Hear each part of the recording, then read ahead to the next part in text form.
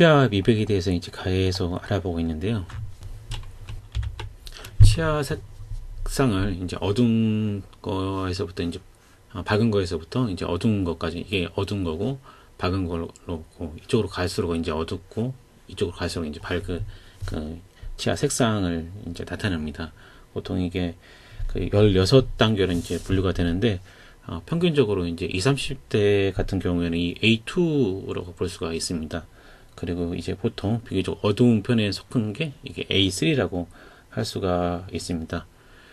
보통은 이 16단계지만 보통 이제 막 여기에서 여기 사이에 포함된다고 볼 수가 있습니다. 그래서 여기보다 A3보다 더 어두우면 이제 아무래도 미백을 하시는 게 심리적으로는 좋기는 합니다. 그렇다면 치아 미백이 필요한 경우는 어떤 경우일까? 일단 몇 가지 경우로 이제 확인을 할 수 있는데요. 들어보시고 본인이 해당하시면 조금 고려하시는 것도 좋을 것 같습니다.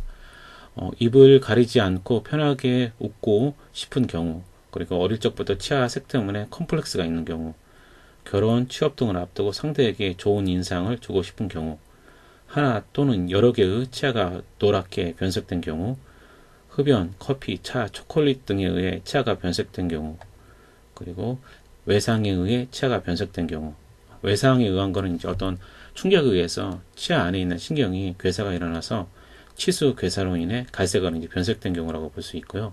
선천적인 범당질 또는 상아질의 형성 부전이 있는 경우, 또는 영구치 형성기에 발생한 질병과 외상으로 인한 변색이 있는 경우, 그리고 아말감과 같은 치아 수복물에 의한 변색이 있는 경우, 그리고 치아 우식에 의한 변색이 있는 경우, 그리고 연령이 증가함에 따라서 나타나는 변색. 그러니까 연배가 좀 있으시면 조금 더 이제 치아색이 어둡게 됩니다. 또 이제 산모가 임신한 기간 동안 테트라사이클린을 복용한 경우 태아에서 변색이 발생한 경우, 이건 조금 이제 산모들이 조심해야 되는 경우인데, 그 항생제 중에 이제 테트라사이클린을 복용하게 되면 태아의 치아가 이제 변색이 되니까 꼭 이제 그 항생제 드실 때는 체크하시는 게 좋습니다.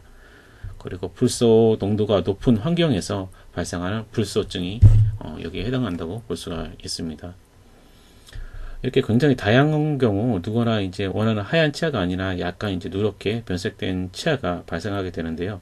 특히 음식물 섭취로 인해서 착색이 많은데 그만큼 일상생활에서 조절하기 쉬우니 주의하시는 게 좋을 것 같습니다. 이 이외에도 색소가 진한 음식이나 카레, 콜라 등으로 인해서 변색이 일어날 수가 있습니다. 그럼 이제 이 다음 시간에는 어떻게 이 치아가 이제 검게 보일 때, 치아가 이제 약간 누렇게 보일 때 치아 미백을 어떻게 하는 그 치료 방법에 대해서 다음 시간에 알아보도록 하겠습니다.